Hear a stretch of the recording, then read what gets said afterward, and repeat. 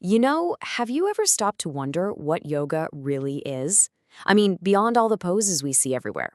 Well, today we're going to pull back the curtain and look at the original blueprint. And let me tell you, it's so much more than just a workout. It's a design for your entire life. Okay, so when I say the word yoga, what's the first thing that pops into your mind? Go on, think about it. For most of us, right, it's probably someone in a physical pose. And hey, you're not wrong. That part of it, the physical posture, is known as asana in Sanskrit. But here's the kicker. And this is what's so incredible. That's just one tiny piece of a much, much bigger puzzle. We're talking about a whole roadmap for how to live, a system that was laid out thousands of years ago. So here's what we're going to do. We're going to walk through that blueprint together.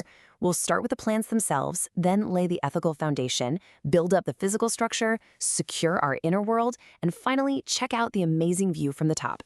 You ready? Let's dive in. All right, first things first.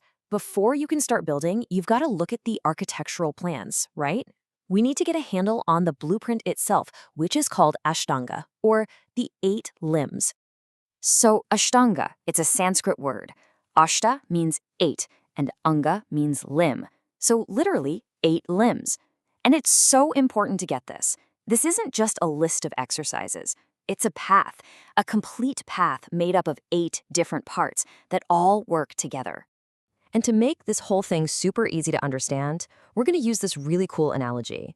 I want you to picture Ashtanga Yoga as a multi-story building. Seriously, this metaphor is going to be our guide through the whole thing because it just perfectly shows how each part stacks right on top of the last. Okay, so here's the whole list, all 8 limbs in order. We've got yama, niyama, asana, pranayama, pratyahara, dharana, dhyana, and finally samadhi. I know, that sounds like a mouthful, but trust me, our building analogy is going to make it all click into place. So think about it. Any good building has to start with a rock-solid foundation, right?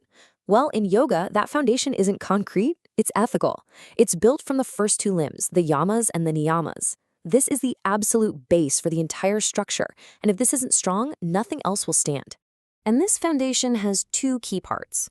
On one side, you have the yamas. These are all about how we interact with other people. Things like nonviolence, being truthful.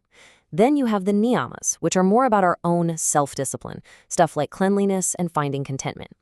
You put them together, and boom, you've got this incredibly stable base to build everything else on. Okay, so our foundation is poured and solid. Now it's time to start putting up the actual structure. And that's where the next 2 limbs come in, asana and pranayama. And here it is, the one we all know and recognize, asana, the physical poses. But check this out. Its original purpose wasn't really to be a workout. It was all about preparing the body to be able to sit comfortably and still for long periods of meditation. So in our building, this is the frame, the studs and beams, the whole structure. All right, so if asana is the framework of the building, what's next? You need power, right? Well, that's pranayama, or breath control. Think of it like the building's entire electrical system. It's what circulates prana, which is like life force energy, through the whole structure, lighting everything up from the inside out. So our building is framed, the power's on, what now? Well, we've got to protect the inside from the elements, right? It's time to secure our inner world, and we do that with pratyahara and dharana. It's literally time to put up the walls. We start with pratyahara. This is the withdrawal of our senses. In our building, this is like putting up the walls, installing the windows, soundproofing everything. We're making a conscious choice to turn our focus inward, sealing off all the noise and chaos from the outside world. And once we've got that quiet, secure space inside, now we can practice dharana, which is concentration. It's the ability to take your mind and just place it on one single thing and have it stay there. You're training your attention inside this new protected space. All right, we've done all this work, and now we finally made it. We're at the top floors. This is the whole reason we built this thing in the first place, to experience the view from the top. And that comes through dhyana and samadhi. So after we get good at concentrating, we can slip into this state of dhyana or meditation. And here's a key distinction. Meditation isn't something you do, it's a state you arrive at. It's like finally being able to just relax and live in the quiet, peaceful space we've built. It's just this effortless, continuous flow of awareness. And then, finally, we reach the eighth and final limb, samadhi. This is it, the penthouse, the rooftop deck. This is the ultimate goal. People describe it as this state of total blissful absorption, where that little voice in your head, the sense of I or me, just kind of dissolves. You merge completely with whatever you're focusing on. It's a transcendence of the self. So there you have it, the whole structure, from the ground up. We laid that ethical foundation for how we live. We built up a physical body that's strong and ready for stillness. We secured our minds from all the outside noise.